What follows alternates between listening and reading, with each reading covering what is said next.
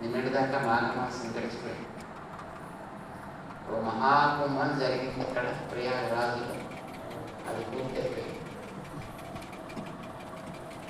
మాఘమాసం పూర్తయి ఫల్గుణ మాసం ప్రారంభమైంది. అందులోనూ శనివారం అయింది. ఆంజనేయ స్వామికి పుట్టినరోజుగా అందరూ చెప్పుకునేటటువంటి పూర్వభాద్ర నక్షత్రం కూడా ఇవ్వచ్చు. ఆంజనేయ స్వామికి పుట్టుక భగవంతుడి యొక్క అనుగ్రహంతో కలిగిన దాన్ని రకరకాల వాళ్ళు రకరకాలుగా భావిస్తారు. మన తెలుగు వాళ్ళంతా పూర్వభాద్ర పుట్టిన నక్షత్రం అంటారు.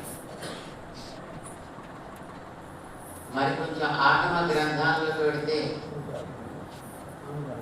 అనురాధ నక్షత్రం ఆయన పుట్టినరోజు అంట.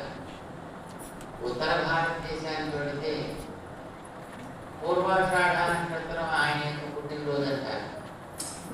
అలా అలాంటి మహనీయులకి ప్రతి నక్షత్రం పుట్టిన నక్షత్రమే.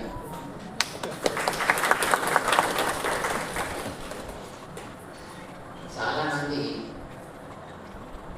కార్యక్రమాలు చేయడానికి టైం చూస్తుంటారు కదా.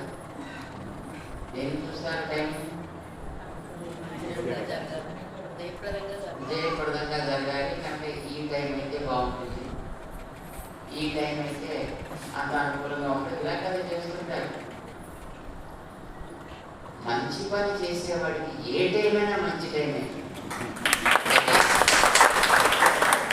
అంటే మనకి ఇప్పుడు టైం ఎంత అయింది అనుకోండి, అసలు మంచి ముహూర్తపు టైం 6 గంటలకు అనుకోండి. సో మన దగ్గర నుంచి ఇక్కడికి అసలు దుబాయ్కి వెళ్ళామని అనుకున్నాం అనుకోండి మనసులో, అక్కడ 2 గంటలు ఉంటాను. ఈ 2 గంటలు 10ంటికి అన్నాం అనుకోండి, కొంచెం మన వెనక్కి ఇప్పుడు సింగపూర్ వైపు వెళ్ళామంటే అక్కడ 10 అయిపోయింది అక్కడ. లేదంటే రాత్రి 1 గంట అవ్వాలంటే ఆస్ట్రేలియా అనుకుంటే సరిపడి. లేదు సాయంకాలం ఇప్పుడు 5 అయితే బాగుండు, 3 అయితే బాగుండు అనుకుంటే లండన్ వెళ్ళిపోతే సరిపోయింది. లేదంటే ఇప్పుడు మధ్యాహ్నం అయితే బాగుంది అనుకుంటే అమెరికా అనుకుంటే.